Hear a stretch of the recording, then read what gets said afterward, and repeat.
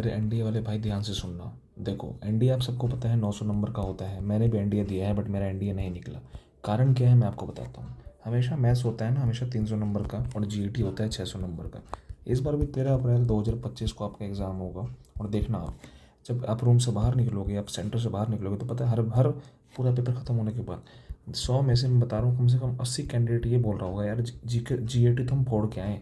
GAT में तो 280 से लेके 350 नंबर है, बट यार मैथ बिल्कुल फंस रहा है, मैथ बिल्कुल फंस रहा है। और ये बिल्कुल सही बात है। ये सिर्फ उनके साथ ही नहीं है, ये चीज़ हमारे साथ भी हुई थी। क्या होता है ना कि जब आप जीके जो है एनडीए की वो काफ़ी ज़्यादा हो जाती है, मतलब आप 75 क्वेश्चन अटैम्प्ट कर देता है एक अच्छा खासा बच्चा, एक मीडियम बच्चा। जो नॉर्मल बच्चा भी होता है वो भी 70 से लेकर 65 क्वेश्चन तक सही कर देता है। मैं भी इतना ही करता था।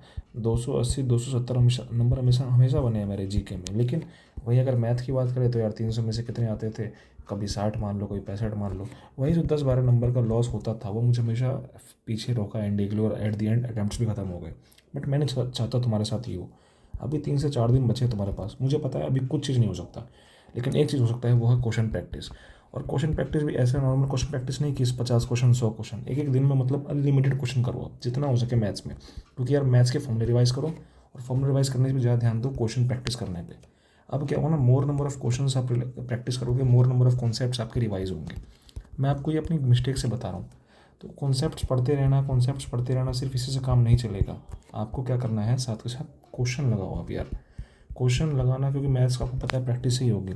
सबको पता है इंपॉर्टेंट चैप्टर कौन से होते हैं, ट्रिग्नोमेट्री। अब उतना टाइम नहीं है बताने का, स्टैटिस्टिक्स वगैरह हो गया, प्रोबेबिलिटी वगैरह हो गई, यहीं से आते हैं 15 से 20 क्वेश्चन। तो यार ये सब बच्चे नहीं हो आपको बताने के कि आप क्या किस पे फोकस करें, किस पे फोकस ना करें। आप सबको पता है कि मैथ्स का कट ऑफ क्लियर करोगे तभी जाके जीएटी तुम्हारा चेक तो होता ही है। ये तो मिथ है कि मैथ का पेपर क्लियर नहीं हुआ तो जीएटी चेक नहीं होगा, ऐसा नहीं है। लेकिन कट ऑफ क्वालिफाई नहीं होगा। भले ही चाहे जीएटी में 280 नंबर आए, अगर यहाँ पे 60 भी आ गए ना, भले ही मिला के 340 हो गया, मिला के चलो मान लो यहाँ पर 70 आ गए, 280 350 हो गया, कट ऑफ मान लो क्लियर हो भी गई तो भी क्लियर नहीं हो पाएगा, क्योंकि मिनिमम सेक्शन कट ऑफ तो 75 नंबर होती है ना यार। तो कोशिश करो, अगर वीक हो मैथ्स में मेरी तरह, मैं अपनी बात बताता हूँ भाई, मैं आपकी तरह स्टूडेंट ही हूँ। लेकिन अगर वीक हो ना यार, तो कोशिश करो कि 75 नहीं तो कम से कम 85 तो ले ही आ सको यार। 85 ले आओ, और वहाँ पे कम से कम नहीं तो आप 280 या 270 भी ले आओगे तो भी 355 ले आओगे, तो मैथ्स की कट ऑफ आपकी पूरी एनडी कट ऑफ क्लियर हो जाएगी यार। रिक्वेस्ट है मैथ्स से पूरा फोकस करो, नहीं तो जीके पे तो यार मैं बता रहा हूँ जीके में क्वेश्चन बन जाएंगे आपसे। यार ऑफकोर्स ही बात है ना, 50 क्वेश्चन आपके इंग्लिश में आते हैं, साथ ही साथ आपको अगले अगले जो वो जो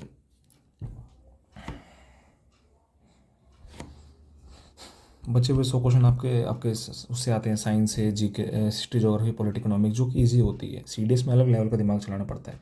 जो काम सीडीएस में इंग्लिश का पेपर करता है वही काम इसमें आपका जीएटी का पेपर करता है। यानी आप मैक्सिमम स्कोर कर सकते हो जीएटी में, एनडीए की बात कर रहा हूँ, ठीक है। तो जीएटी को आप अपना स्कोर बूस्टर की तरह लो, ठीक है, स्कोर बूस्टर की तरह लो। लेकिन मैथ्स को लोग कम से कम कट ऑफ क्लियर कर सको। ठीक है भाई, मैथ्स में तो 80 वीक स्टूडेंट कोई दिक्कत नहीं है, मैथ्स में तो 80 एकदम करेक्ट करके आ, 80 नंबर करेक्ट करके वहाँ पे ले आओ तो 280 300 ले आ, 300 भी ले आ तो 380 में तेरा एनडीए आराम से क्लियर हो जाएगा भाई, तो मेरिट तक भी सेफ साफ चला जाएगा। तो यार मैथ्स पे फोकस करो, क्वेश्चन प्रैक्टिस करो। बाकी ऑल द बेस्ट। कोई भी डाउट हो तो कमेंट कर देना। मिलता हूँ अगली वीडियो में। जय हिंद। कमेंट कर देना अगला टॉपिक किस पे वीडियो बनाऊँ। कमेंट कर देना भाई अगला टॉपिक किस पे वीडियो बनाऊँ। And all the best for examination.